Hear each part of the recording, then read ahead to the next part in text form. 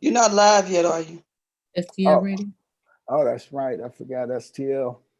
We have to wait for them to get ready. Yeah. False start. We'll start. We'll redo it. Thank you. Thank you. They're ready. Now call this meeting COVID-19 to order. Madam Clerk, please call the roll. Alderwoman Davis, Present. Alderman Vaccaro, Present. Alderwoman Hubbard, Alderwoman Ingracia, Present. Alderwoman Murphy, Here. Alderman Coder, Alderman Muhammad,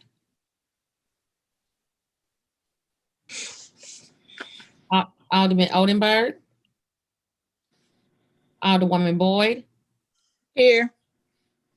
Alderwoman Middlebrook, Present. Alderwoman Clark Hubbard, President Reed. Here. 7 present, you have quorum. All right. I'll entertain a motion for approval of the minutes.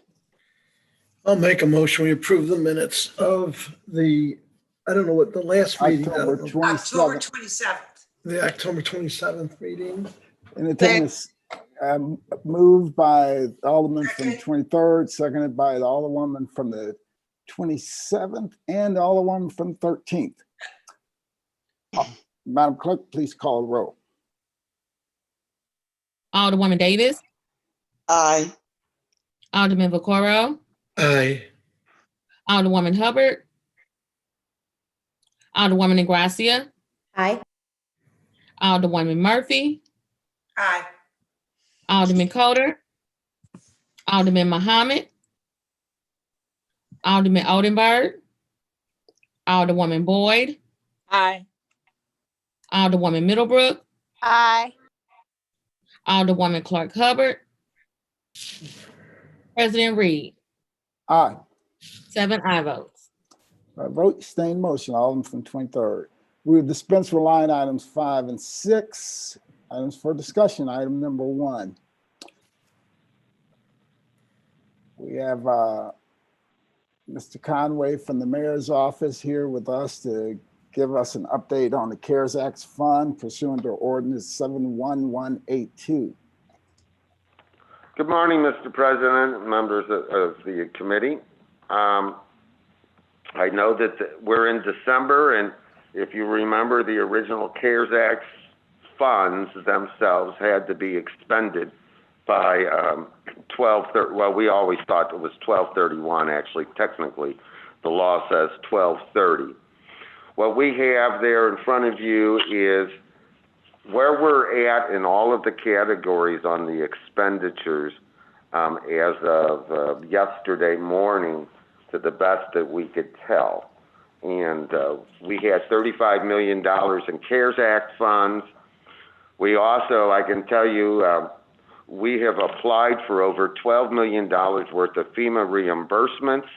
We've received $2.9 million in cash on that, and they've actually sent us the funds, and they've approved a total of $7.9 million in reimbursement. So we've been very effective getting many of these expenses, at least 75% of the cost, reimbursed by FEMA. There's current legislation up in Washington, D.C. that we're trying to follow. It may have some provisions, we believe that it will, that will allow us to adjust some of the balances as we get closer. As I said, that a 12/31 date for actually spending the funds is the requirement. Now, spend does not mean cut the check. So there are, if it's an expenditure in September, you've got through January of 2021 to pay it. It's expenditure for November, same thing. So when you look down at my rental and mortgage assistance, we hope to continue to process with CARES funds all the way through March 30th. It's a little tricky because I cannot reimburse the people that are processing the payments for their admin time, but I can cut the checks to the landlord. So when we look at that $7 million, that's what we're projecting we can actually get out the door by March 30th for December's rents or November's rents. Some of the things that are going on at City Hall are also under those same circumstances. All of the new air purification systems will be installed in City Hall, but I'll have 90 days, as long as they're installed by 12/30, to pay for them because our pay processing is a little slow. What we do believe is the legislation in D.C. has a provision to extend the time for expending the CARES Act funds. This bill, we may know by the end of this week that the $908 billion bill, it's an omnibus bill, will be going forward. When you look at those differences in the difference columns, I will point out that E&A will, at their December 18th or 19th E&A meeting, make the appropriate transfers so that where I'm overspent in some categories and underspent in others, we'll move those and get those zeroed out. The one big difference is FEMA stopped making some, as a matter of policy in September, with a cutoff date for reimbursing us for PPE and also paying my public safety employees COVID and quarantine time. And we've increased those numbers significantly, but they're numbers that the CARES Act funds can pay for. I will point out a couple of big things. The rental and mortgage assistance, we've paid out 1,505 landlords through yesterday Monday at noon. On the business assistance, we've did a second round of it, and of the 200 grants that could be made, as of yesterday, 161 had been made. There's room for another 39. Definitely those will get done by the end of the year. Those are kind of the highlights that I see. I know that you might have an interest in some of those other things, but I'm open to questions right now, and then I will have the CDA director and the director of health and hospitals and the director of human services category by category answer any specific questions. Okay, before I open it up for questions, I want to see if you can cover a couple more things. Can you give us an update on the compromise bill in DC and how that will impact us, and also the jobs situation and how it can impact that? Right, well, you know, that job situation here for residents of the city of St. Louis, you're right, is incredibly important. What I understand is that there's a consensus on two things. One is that they will do 39 weeks of unemployment, and instead of $600 additional dollars a week of federal assistance, it would be $300. Back when we met in May or June, I told you that there were 17,000 plus people drawing unemployment in the city of St. Louis. That number may have gone down some, but that is a big issue, Mr. President, going forward about keeping our businesses open here in the city. And a big part of it was the business grants that we've made, and it seems it allows those businesses to at least keep their doors open. I will tell you one other thing is, towards your idea on the jobs, we did, Slate had $300,000 that they're working exclusively with laid off employees, and their new provider over there is working exclusively on getting laid off employees back into the workforce. So that's slightly different than job training. It's getting people back in as fast as possible. The legislation in DC, and it's important that really you and everybody else keep an eye on the ball here, and I appreciate that. We'll not have a stimulus check. It will have some things regarding rental and mortgage assistance. There will be an allocation, and it's, again, a little bit of a tricky, to the states and then to the cities. And actually, they're saying counties and cities, and we're pointing out right now that City of St. Louis should get both because I'm both a county and a city. 20% and 20% for counties and 20% for cities of 160 billion. And that's based both on population and which will be a consolation to everybody here. We'll also have revenue replacement. And to a certain degree, in this bill, 1/3 of that could be used, 1/3 of the 20% could be used for revenue replacement. But none of that is done yet. But it seems like the consensus are building for those things. And as soon as we have that and we know what it is, then we'll begin to do our planning with our department heads. Do you know if they're going to include the eviction moratorium in the new legislation? That's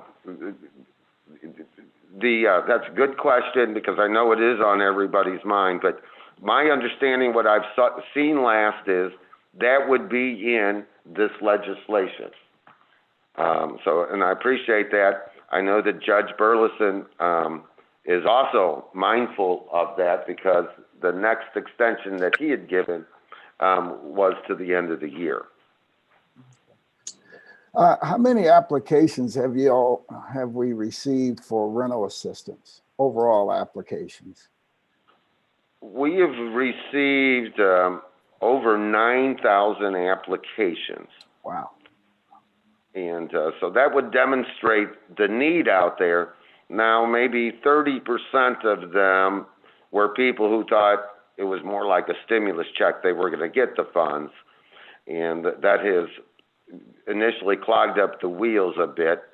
But our goal is to keep this processing all the way through, irregardless of what they do in Congress this week. All right. And you covered a little bit of this, but I'd like you to cover it just one more time. So what's happening with the workforce development funds? Okay, so normally most workforce development funds are for training, but what has happened is Slate's provider, EDSI, is exclusively dedicating a program to help laid off workers get back into the workforce. And they'll be spending $300,000 on that. One of the other programs, which is a new jobs, is the solar workforce grant that Slate got and is working with both the unions and Ameren and getting people trained to install and maintain solar panels. We have to expand, Mr. President. We got to expand to respond for the needs of our residents. Okay, thank you. And we'll go around for any questions. Alderwoman Davis. Thank you very much. My first question is, do we have the capacity to do information mailer out to those who are property owners? Because whether they are individual homeowners or investment owners, they need to be clearly aware that there is some assistance. Everybody does not receive information as well as others, but when it's direct and it comes into their home and or direct to their business, it's clear for them, and maybe they could take advantage of this. Because I think a lot of people are suffering unnecessarily so. And Alderwoman, what we could entertain that would make, if we have 9,000 applications and 30% really aren't qualified, then I have 6,000. The funds that we have available now, between now and March 30th, without any other extensions, would not cover those 6,000. Okay. So that's number one. If this $908 billion bill goes through, then we will have, as soon as it goes through, we would be ready sometime early in January, because it'll give us a week or two to look through everything, to kind of come up with a revision. I'd probably call it CARES Act 2.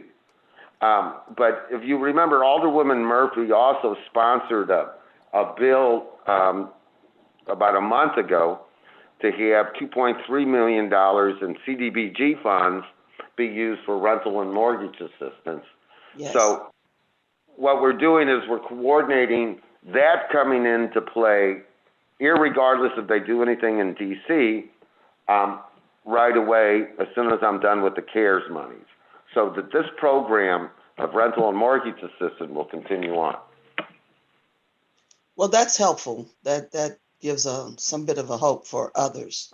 The other thing that I wanted to ask you, first of all, I'm very happy about the tiny homes that you're doing there at Jefferson and Martin Luther King. But I also wanted to say to you that we do have a lot of property owners that want to provide units for homeless or transitional. I have about 4 in my ward that are working with St. Patrick's Center and providing those for them. But I don't want us to stop taking care of the homeless. No one needs to sleep on the ground. No one needs to have that experience, and we need to cure it totally as best we can.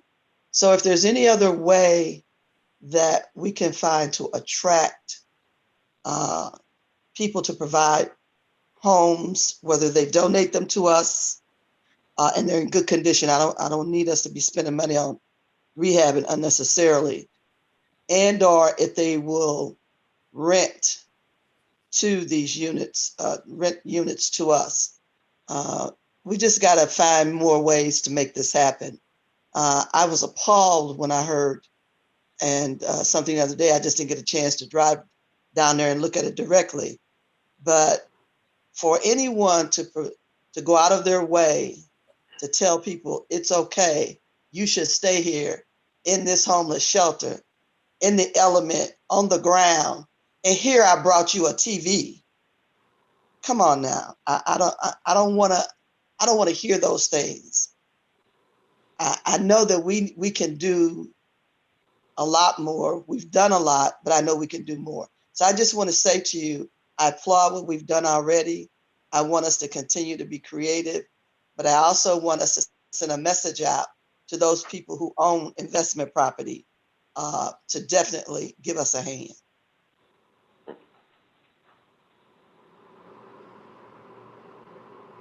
Thank you, Mr. President. All right, thank you, Alderwoman. Alderman Vaquero. No, I really don't have any questions. Okay. I'm just more listening.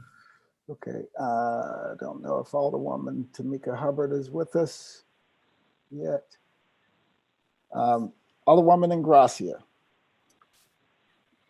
Thank you, Mr. President. Steve, can you let me know if there's a process for individuals to understand if their applications have been reviewed, received, and referred to an agency? I've heard quite a bit of, I've had quite a few constituents and had colleagues ask about people getting sort of stuck in the system and not knowing exactly what the status of their application is, and a real unease about trying to figure that out. I believe that all of the applications, are being processed on a first come, first serve. The website does have, I think the people in the last month or so, we're instructed that it would be 5 or 6 weeks. We will get to each of them. If there's an impending crisis, you could reach out to Molly in my office, and she does a good job tracking that down. We have asked the main provider,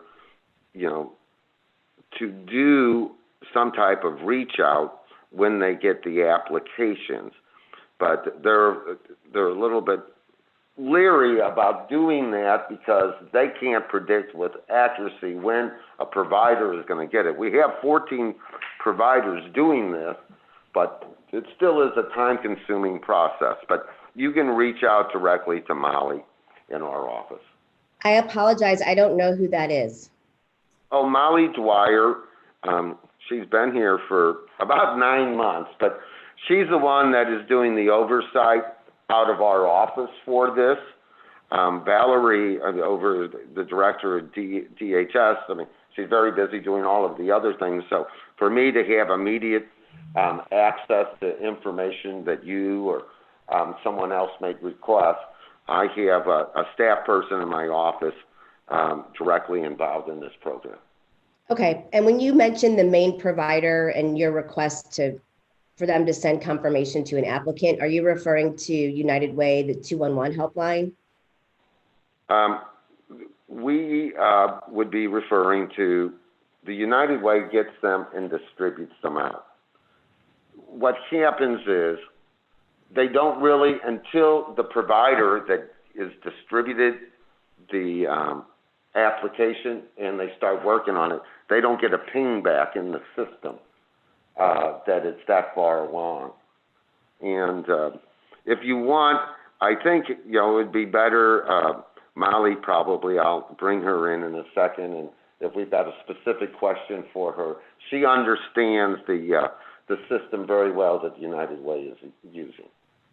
Okay, well, I guess then if it's okay, Mr. President, I'll hold the remainder of my questions for Molly. Okay. All right, thank you. All right. Alderwoman Murphy. No questions at this time. Thank you. Okay, Alderman Coder. Alderwoman Boyd. No questions. I just have a comment. I'm glad that you all are focusing on the homeless. And I think that it is good that we're looking at a citywide effort in regards to spreading them out and not have them concentrate on one area, to focus on the city with all the vacant properties we have and landlords having challenges to fill properties. I think that will be a good partnership. So just thank you, Mr. Conway. I appreciate what you all are doing. Thank you. Alderwoman Middlebrook.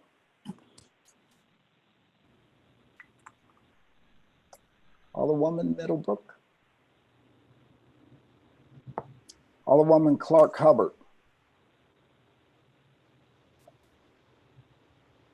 Alderman Muhammad.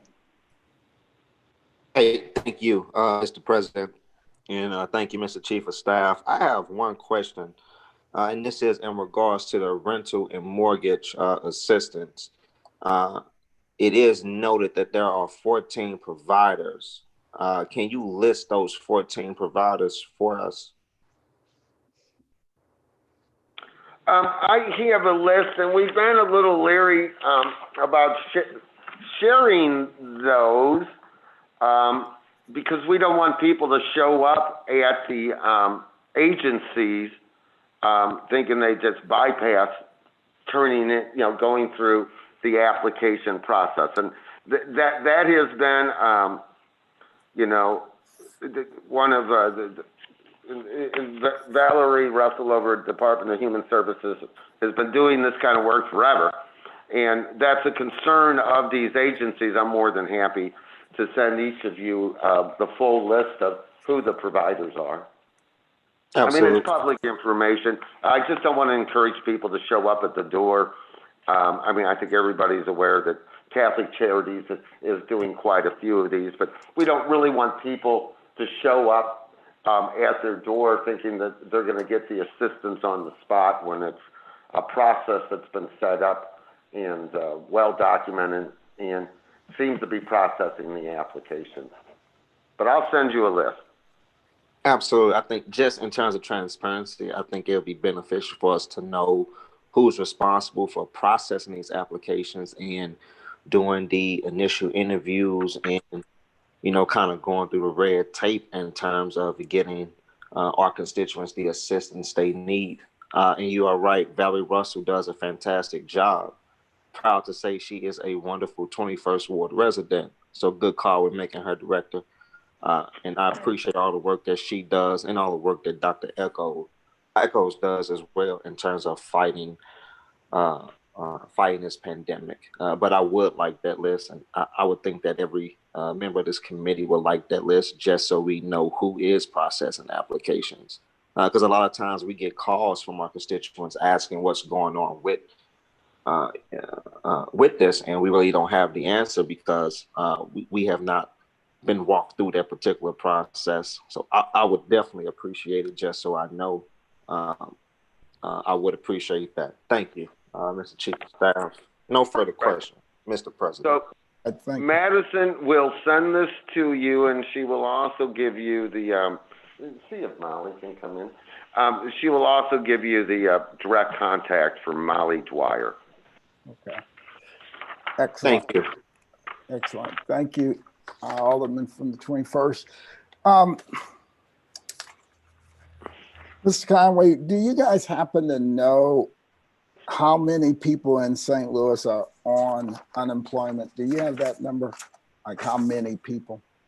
I don't have a current number, and we will get that for you, Mr. President, but back in May, I know that we had over 17,000 people actively drawing unemployment. And we will get you an updated number from the state of Missouri. It seems to be relatively easy. Here's part of the problem, Mr. President. Once your unemployment runs out, well, you don't get unemployment. And then people that are frustrated with the circumstances because they can't have a job don't even keep searching for a job. So the numbers that you see in the national press about, well, the unemployment is not as bad as it was in March or April, those just aren't truly reflective of the circumstances here in the city of St. Louis. I will point out two other things. I know that I'm showing some money left in the contingency column or in the difference. There's a couple of expenses that have not been paid that the city has been absorbing, and that would be overtime cost of the police department, additional Heat Up St. Louis funds.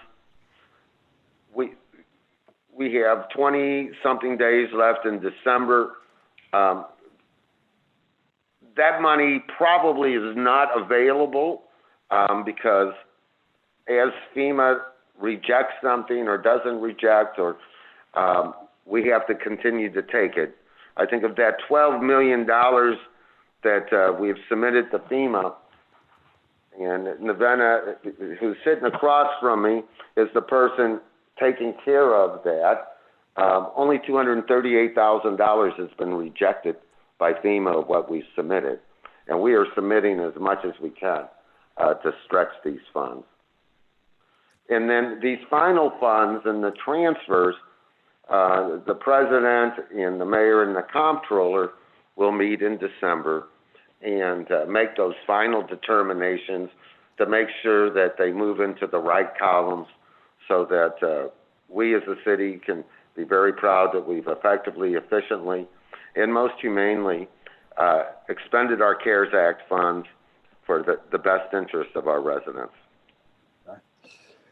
All right. Have you all received any information related to the rollout of the vaccine at all?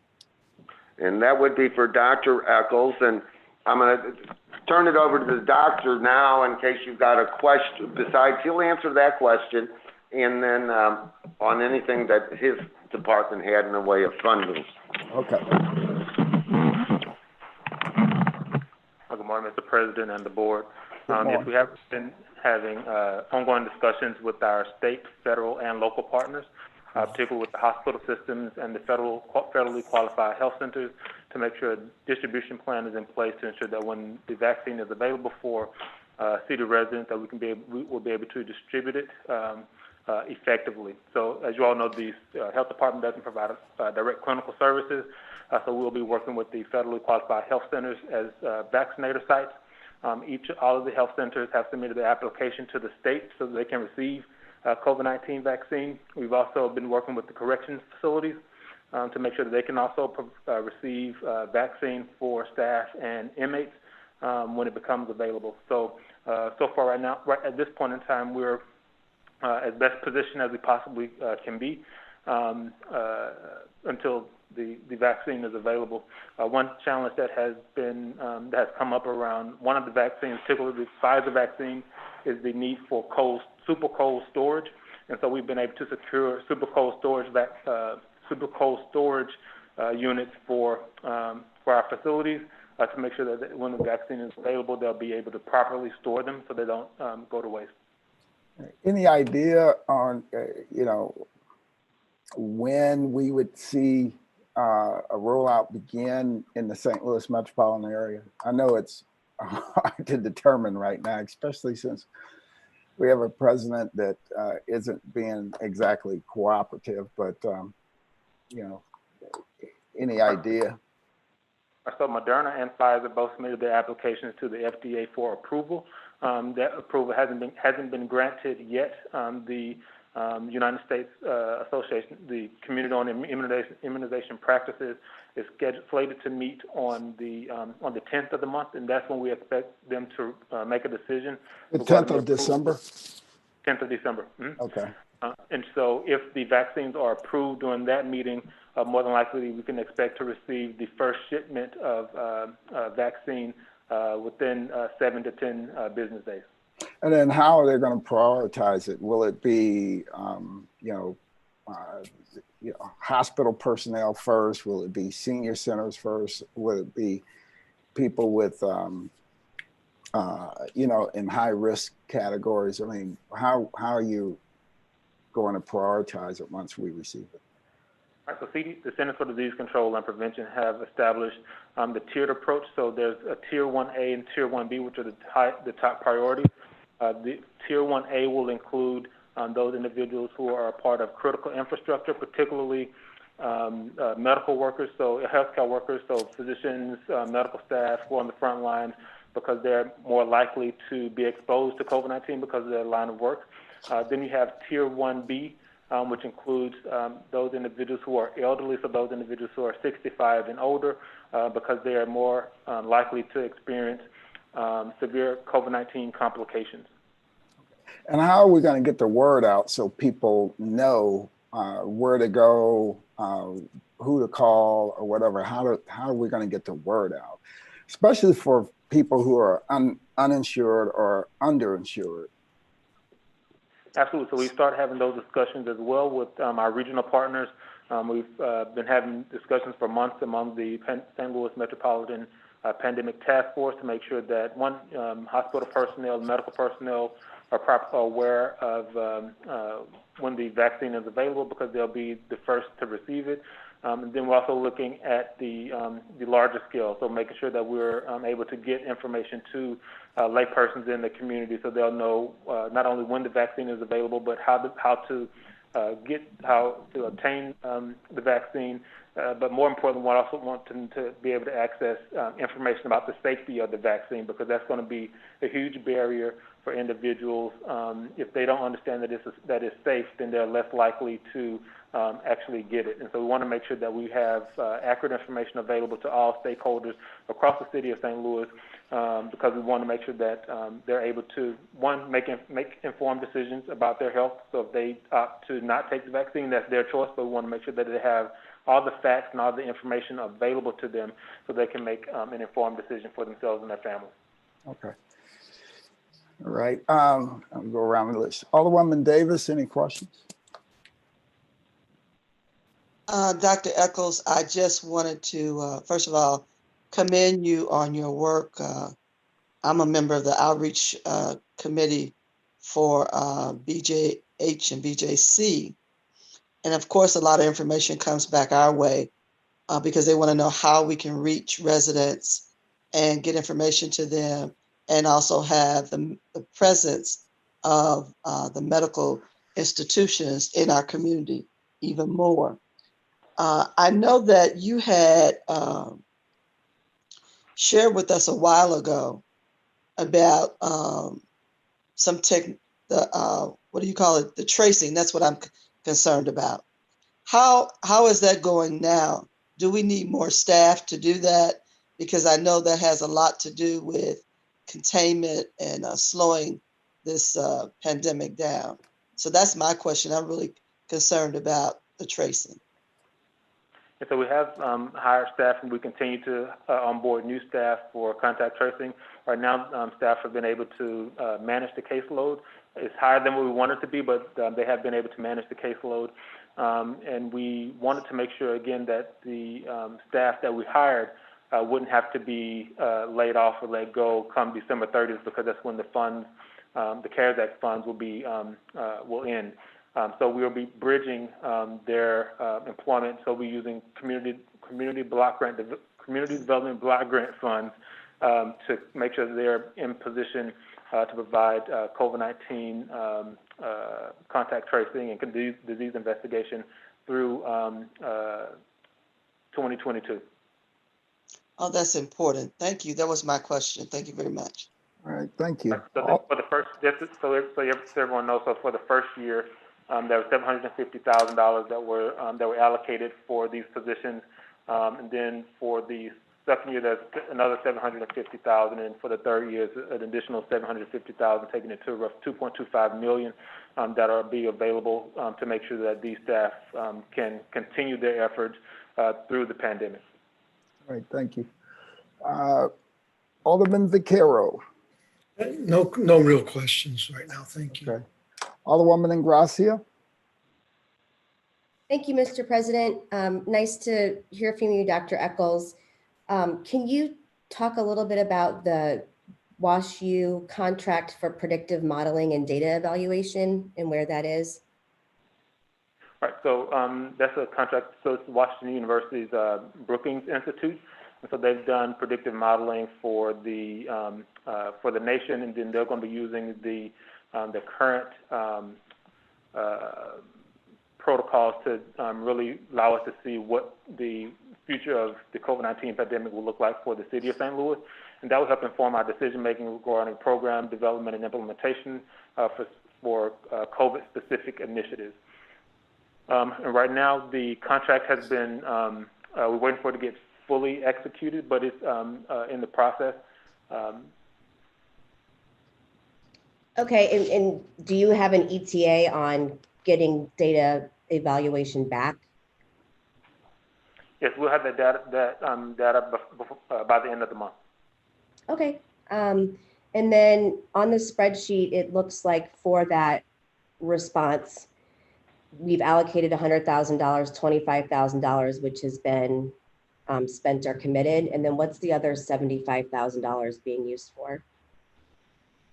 Yes, so the other $75,000, so we're repurposing that because there's a qualitative assessment that we're also going to be doing with Washington University that looks at the unintended consequences for those who have been directly impacted and those who have been indirectly impacted by COVID-19. That project will be used to inform decision-making around health and social justice for the public health department. So go beyond the impact of COVID-19, but that's going to take more time. But what we are doing is repurposing that $75,000 for testing, because there's still a great need for testing in the city of St. Louis. As we all know, there's more and more people are getting tested, at least lately. So we want to make sure that our FQHCs and our partners have sufficient resources to make sure testing continues to be available for the community at no cost. Okay, and so all of that money is going to the federally qualified health centers for free testing? That's going to the procurement of testing resources, so test kits. Okay, and then I had one more question. So with the contact tracing, can you walk me through what happens when someone gets diagnosed with COVID-19? What they should expect in terms of contact with the city? Absolutely. So when someone gets a COVID-19 test, there's really two options. So they'll test positive or they'll test negative. For those individuals who test positive, all the mandated reporters are required to submit those results to the local health department and the state. So we've received those, the documentation from the mandated reporters. We will use the information that's provided in the document, so their contact information, demographic information. When we get the report, it's assigned to a disease investigator. The disease investigator will call the individual, contact the individual, ask them a series of questions that's included on the CDC's person under investigation form, which is a standardized form that's used by all local and state health departments when they're investigating cases confirmed cases of COVID-19. So they they'll go through their list of questions.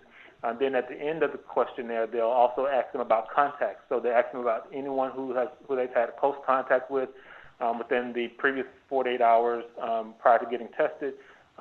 And we'll ask them for the individual's name, their contact information.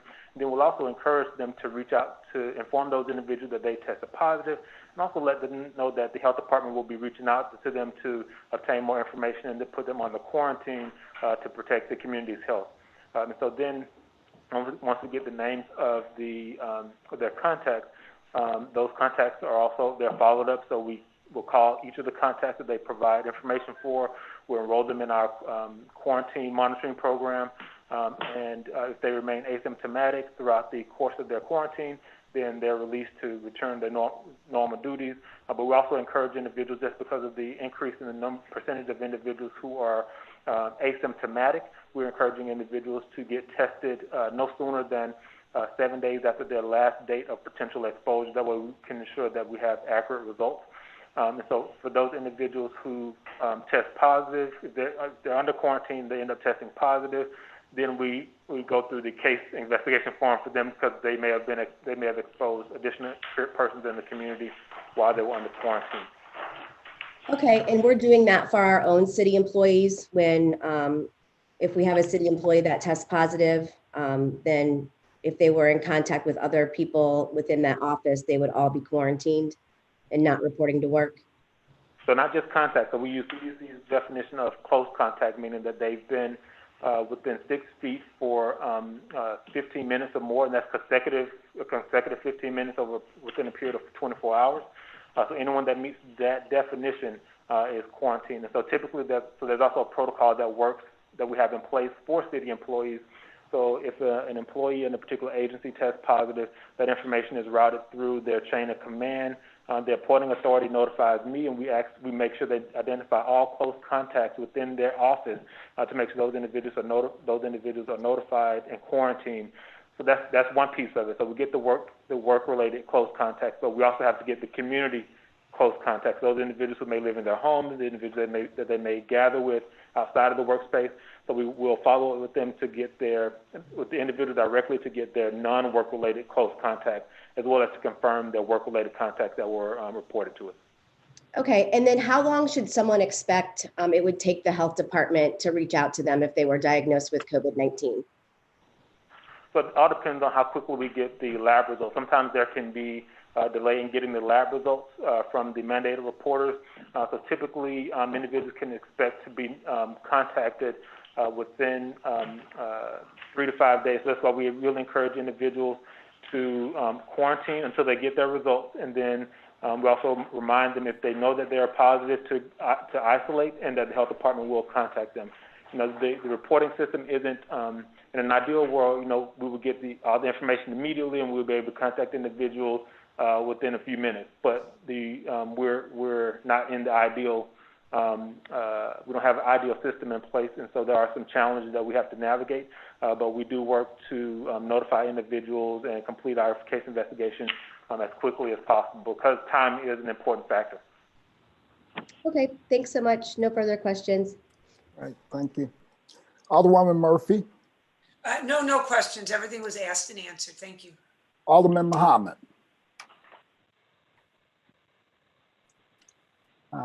Alderman Muhammad.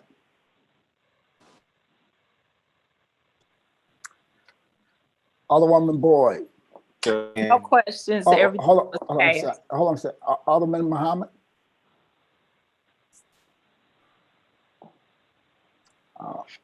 Alderman Muhammad.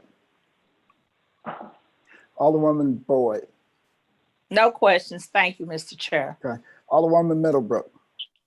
No, I have no questions. Thank you. Okay. Alderwoman Clark Hubbard.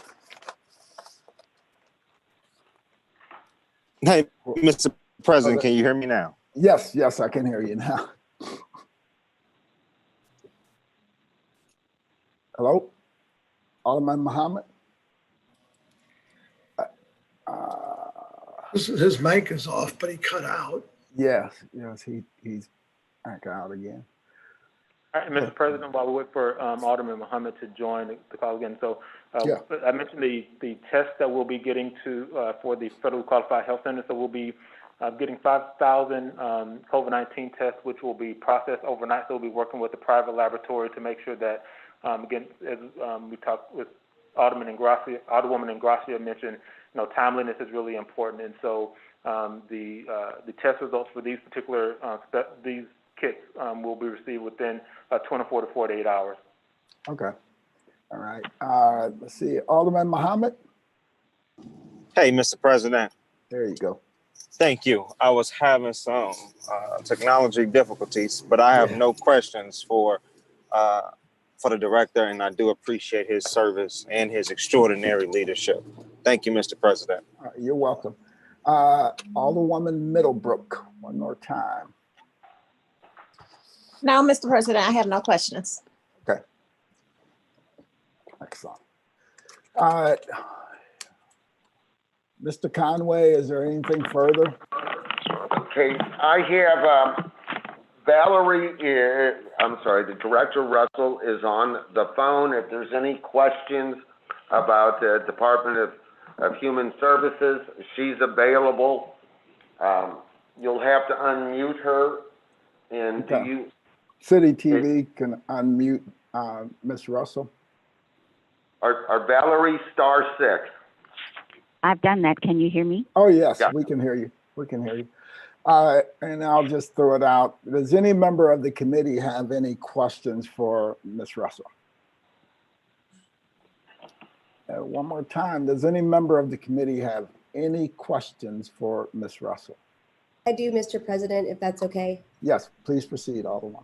Thank you so much. Hi, Director Russell. Thanks for your time today. Could you just give us a quick overview of what we can expect for, I know we've got the tiny home shelters and the warming buses, but sort of what the process is looking like for winter outreach to make sure that our unhoused neighbors have a place to go. And then also, if we are encountering residents who are, or folks who are in our neighborhood who are unhoused, are there agencies to direct them to who've received the CARES Act funding or other funding, or should they contact the city directly, the Homeless Services Program? Okay, 3 parts to that question. I'll do the tiny homes question first.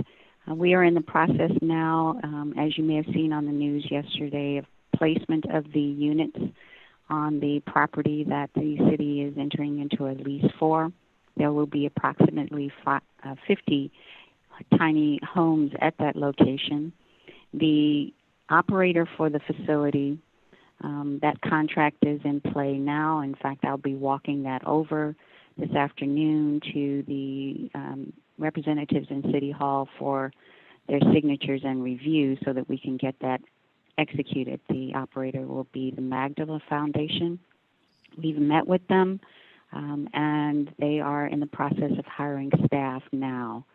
In terms of the warming process for winter outreach, the St. Louis Winter Outreach team, who have participated in previous years, providing additional shelter beds when the temperature drops below 20 degrees or 25 degrees if there's precipitation. Their efforts have been severely reduced due to COVID. In previous years where they may have had over 100 beds available at various locations, this year they're only going to be operating 69 beds at 3 locations. Our office has provided the winter outreach team with all of the supplies that they need, including cots, blankets, sheets, paper towels, trash bags, etc., to try to relieve them of any additional cost that this effort is going to require. In addition, we are executing a contract with them so that the development and construction of protective screens will be put between the cots within those 3 shelters.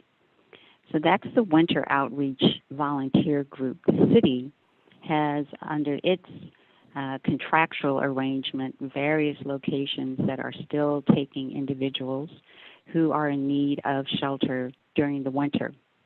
The warming bus and a shuttle have been provided by Metro, and those are located at 10th and Chestnut and 13th Street every night. This is a nightly process of engaging with homeless individuals to bring them into the warming bus. Their temperatures are taken. There's a brief questionnaire done with those individuals to determine whether or not they've been in recent contact with someone with COVID. On that warming bus, we have staff members from our department who are contacting the shelters that are participating in the winter outreach to find out how many beds they have available and for what gender. The individuals are then transported to those locations that have available beds, either by Metro or the city's Homeless Services Division's van. That is going on a nightly basis. If individuals who are appearing at that spot for the warming bus have high temperatures, they are transported through EMS to a hospital facility so that they can be checked out. The locations vary every night because, as you can well imagine, individuals will show up at those locations the next night, hoping to secure the bed that they had the night before. Some of these facilities are walk-up facilities, so in addition to our efforts to transport individuals to those shelters, that number sometimes gets reduced within a period of 15, 20 minutes because others have walked up to the shelters. So we're in the process now with the ESG funds that have been made available for COVID to initiate contracts with some additional providers to open up additional winter beds. Those contracts, as I indicated, will be under the HUD dollars. The negotiation of those contracts is occurring now, working on budgets, working on the scope of work. Some of those locations are going to be in facilities that the city may own. Others will be provided through that subcontractor's contract, and they have identified a location of their own. We do anticipate those other beds being available once those contracts are executed early part of January.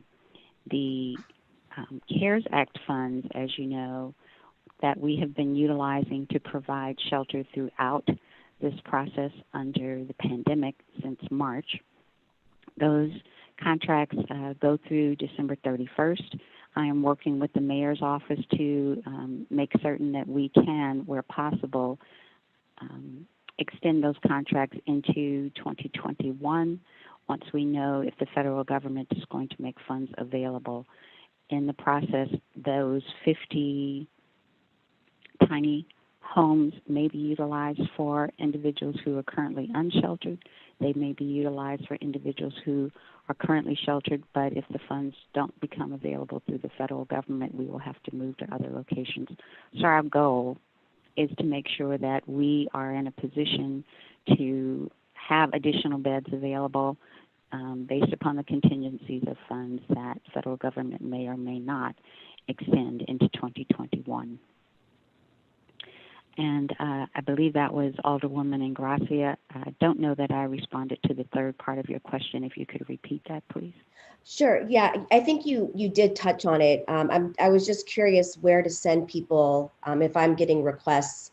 Send them directly to you. I think you had mentioned there are 3 providers right now for shelter space, just for the winter outreach portion.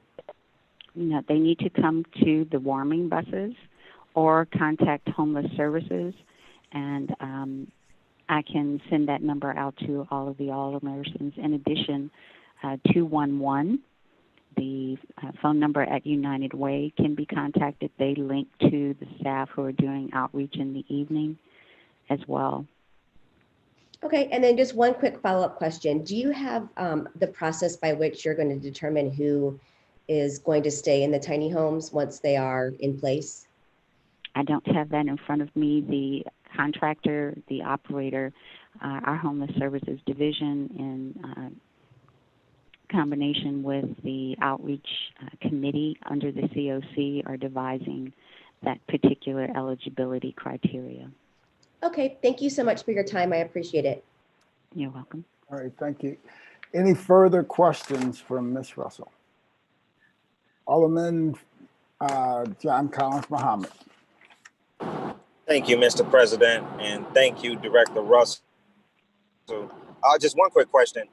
Has there been any coordination with adjacent territories or jurisdictions outside the city of St. Louis as it relates to homeless services? Has St. Louis County worked comprehensively with you to serve this population during this COVID pandemic? Yes, they have. The city has an agreement with St. Louis County so that individuals who test positive and who are homeless and therefore need to be isolated, the agreement allows for those individuals to be transported, again, under another contract that the city has with Abbott Ambulance, to the location where the county is covering the isolation and quarantining of those individuals. As it relates to the winter operations, if we find a family, an individual, and cannot find a bed for that family or individual during our operations, St. Louis County is contacted directly to find out if they have locations within their jurisdiction where those homeless individuals can be transported. And that is the process that's been in play for the past years and is in play right now. Absolutely. Thank you so much, Director. I have no further questions, Mr. President.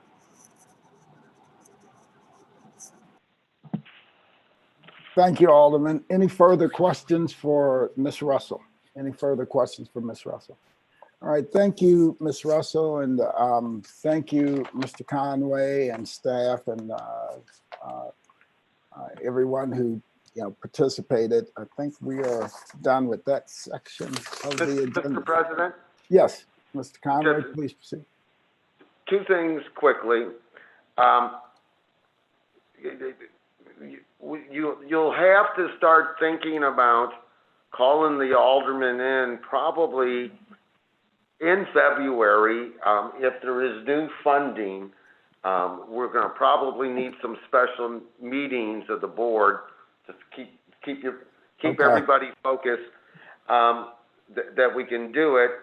I know that you had previously expressed some interest in the election board, and at the E&A meeting, I think that the mayor and the comptroller and the president, are thinking about March and April, and making sure that everything is safe for our next round of elections. I do have Mr. Moak with me, and I did tell you that I would bring Molly Dwyer in, and she can answer Alderwoman Ingracia's question really quickly, if you would like. And that's your call. I just throwing out these last things. But Mr. Moak is here if there are any questions for him from CDA. All right. Any questions for Mr. Moak from CDA? Any questions for CDA from any member of the committee? Mr. President, I have one. Alderman from the 19th. Thank you. Mr. Moak, I do know that there's funding for construction for affordable housing. And I wanted to ask you if we've had any proposals yet, because I think that's critical as well.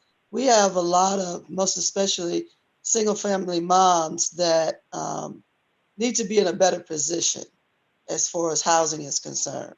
So what do we have on that so far? Yes, Alderwoman, we intend to issue what we call a NOFA. I know you know that term, Yes. Notice of Funding Availability, which is going to include at least $5 million. That's what we've pledged toward affordable housing during the pandemic. It's going to consist of CDBG CV funds, which are the emergency funds that you appropriate on July 7th. There's also a link to the Affordable Housing Commission to support projects that they are looking at right now to fund in 2021. And we also, as you may recall from the HUD's committee, increased our appropriation generally in the affordable housing area looking forward to 2021 because we know of the need. The housing piece of the pandemic response, however, is certainly the slowest moving of the other things that we've had to address: rental assistance, utility assistance, food, seniors, et cetera. So I'm hoping, and I've talked with my staff about having a NOFA out with funding from these various sources, possibly this month, but I think January 2021 at the earliest. Okay. And my hope is with that NOFA to not only address general affordable housing like we always do, but to also zero in on what I would call COVID projects. Could be elderly housing, senior housing, it could be transitional housing for the homeless, things that directly tie to COVID in that NOFA as well. So we're getting there. I don't have that NOFA out yet, but I anticipate having it out, say, in the next 60 days. All right, thank you. I'll share that with some people who can provide us with some housing. So I thank you. Appreciate that. Was my question. Any further questions for Matt? Any further questions for Matt from CDA? If I may, Mr. President. Alderwoman from the 6th, please proceed. Thank you.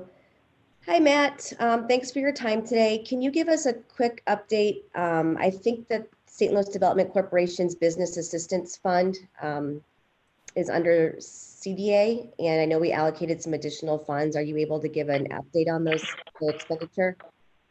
Right. So initially we went in with $4 million to support small business, and that had been expended in its entirety, roughly 60 days ago or so, with a few wrap-up notes. And then, of course, you may recall in the last 60 days or so, E&A appropriating contingency funds specifically for SLDC as it relates to the hospitality industry. And that amount was $1.25 million. I understand that is rapidly being spent as well. And I do have some numbers from SLDC here if you'd like to get into them. But overall, I know our task was to oversee that program, make sure we had federal compliance, but most importantly, CARES money to have expenses incurred and ready to go out the door by 12/30, and we are on track to do that.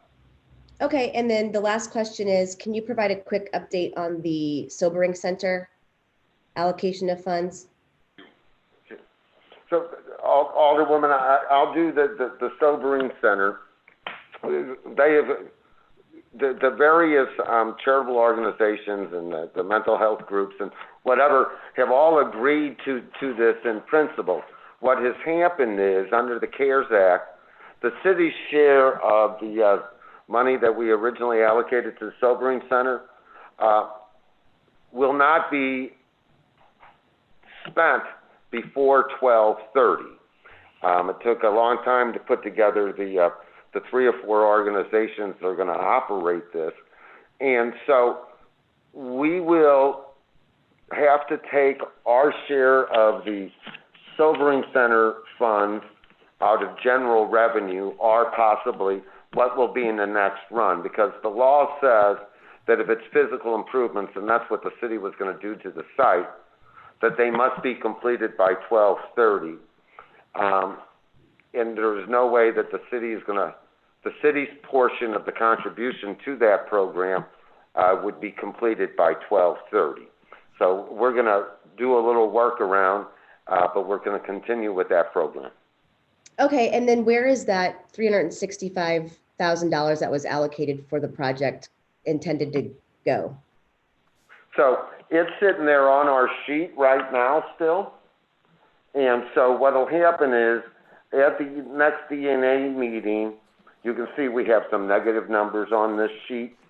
We will make the transfers to zero out all of those numbers so that when I get to 12/30, there will be no differences. You know, we continue to monitor daily the rental and mortgage assistance, each of these numbers, because I have 22 days left in the month, but I can't predict that accurately what the final numbers are going to be in every category, and then ENA will make the final transfers. But the sobering center is something that we have a strong commitment to. Wilford Pinckney is working very, very hard on this program, and we plan to go forward with it. Thank you. All right, and I have Molly Dwyer, and she'll give you a quick idea on how to check up on the rental and mortgage assistance. Thank you. So anyone who applies online for rental and mortgage assistance, which is about 95% of the applicants do apply online, as soon as they do that, they're sent an email that says your response has been recorded. And then if that application is referred out to an agency, if the agency accepts it, which means, yes, I'm willing to start actively working on this case, then the applicant is sent an email that says, hello, Molly, your application has been accepted by Catholic Charities. You can expect to hear a response within whatever their timeline is, usually a week. For the most general answer is to call 211 if you are looking for a status update. In early October, we updated the website to say if you applied starting today, October 7th or 8th, you can expect your application to be referred out within 6 to 8 weeks. So anybody who's applied in October, November, or December, it's likely they have not been referred out yet. But for those who have applied before then, you know, August or September, they should call 211 if they have not heard anything yet, and 211 should be able to give them a quick update. All right, thank you. Thank you, Mr. President. All right, thank you. Thank you, Molly. All right, anything further, Mr. Conway, before we move on? We appreciate all of the support of the Board of Aldermen, Mr. President. We appreciate your efforts to make sure that we can keep these meetings going and your willingness. I know that we will end up having to call on the aldermen in January and February for some special meetings. All right, thank you. Thank you for the heads up, and thank you for the presentation and the updates. There was also a request for an update from Mary Goodman about the surveys that were sent out to city employees. Mary, are you there? Do you have an update you can give us? Yeah, I have a quick presentation I can share. Okay.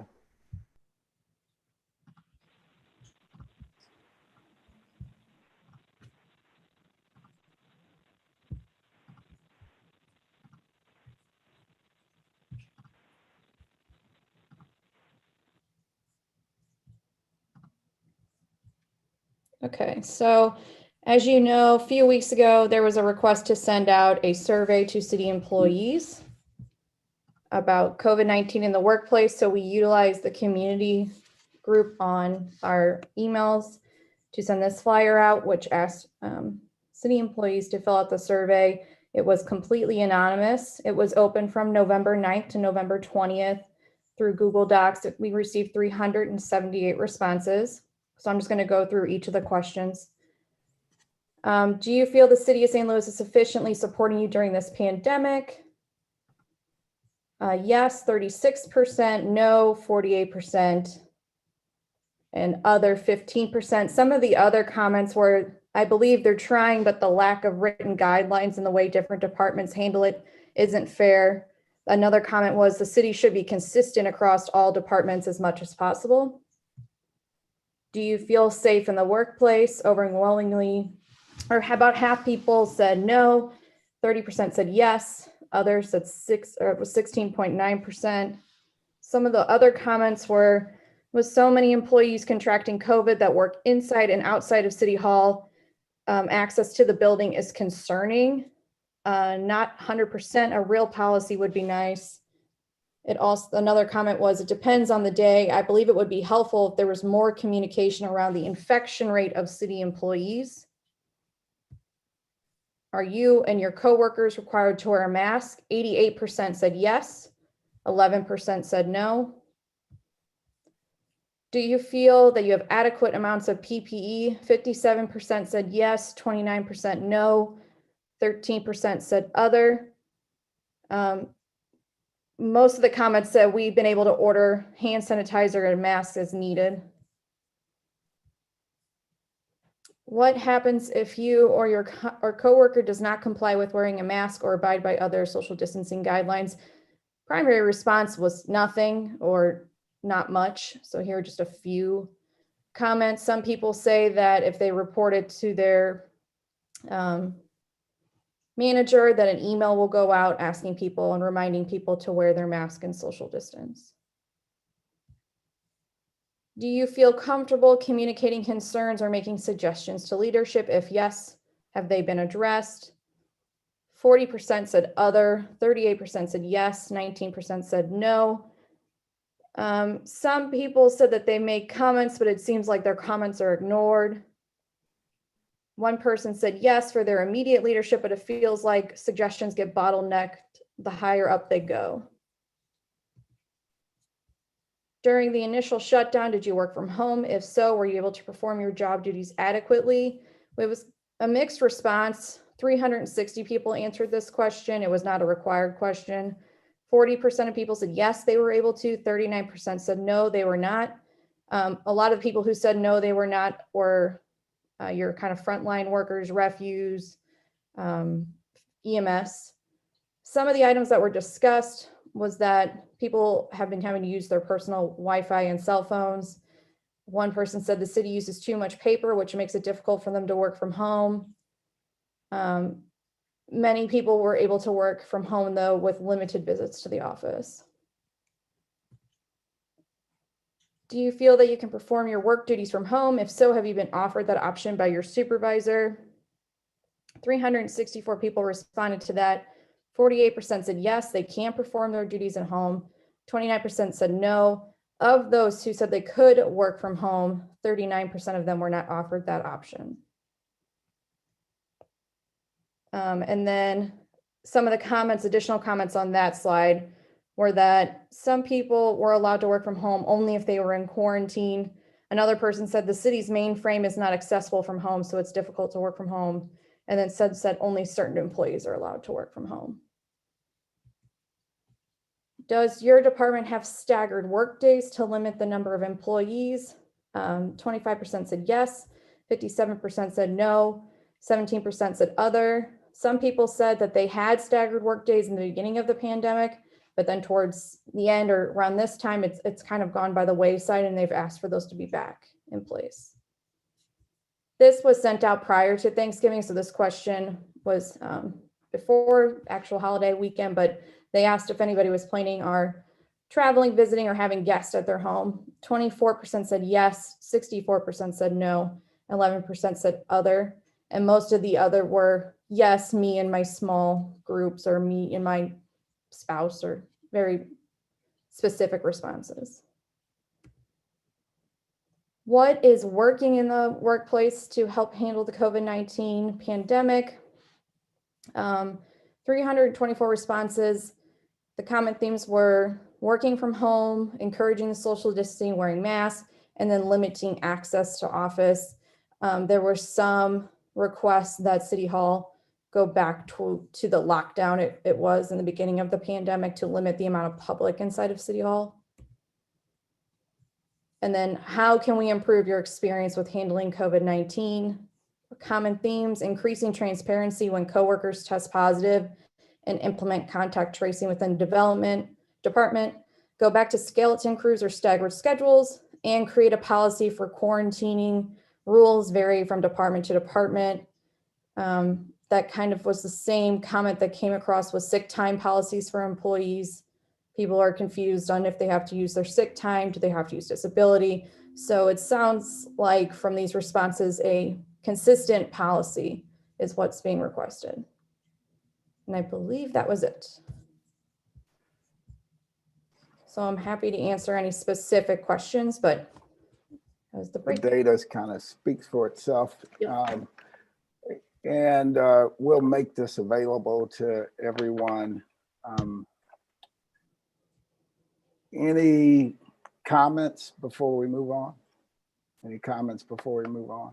I'll go through the list real quick. Alderwoman Davis, any comments? No comments, thank you. All right. Alderman Vaquero? No comments. Alderwoman Hubbard? Alderwoman Ingracia? I just wanted to say thank you to you and your staff for undertaking this. And I guess it seems like there's some important data that we might want to take a look at to see if we can help increase people feeling safe, and people encourage employees to do the right thing in terms of safety precautions. So if I can be helpful with that, let me know. I absolutely will. Thank you, Alderwoman. Alderwoman Murphy? No questions. Thank you. Okay. Alderman Muhammad? No questions, Mr. President. Great job, Mary. Thank you. Thank you. Yeah, awesome job, Mary. Thanks. Alderwoman Boyd? I don't have any questions. I do have one question. Do we have a next step on how we're going to address this? And I appreciate Mary taking the lead because she did send out to us for us to see if we had any questions we wanted to do for the survey. So I'm glad that she did push forward and not wait on us to figure out what we want to say. Do with it. Yeah, but I'm glad that she did. And so I just wanted to know if we have next steps, and I would be willing to work with her if she had any next steps she wanted to do. Okay, all right. And we will be back in touch with everyone about next steps now that we have all the data compiled. Okay, thank you, Alderwoman. Alderwoman Middlebrook? No, I have no questions. Thank you. All right, and Alderwoman Clark Hubbard, I don't believe is with us. All right, thanks, Mary. We greatly appreciate it. Good work. Let me get my agenda here.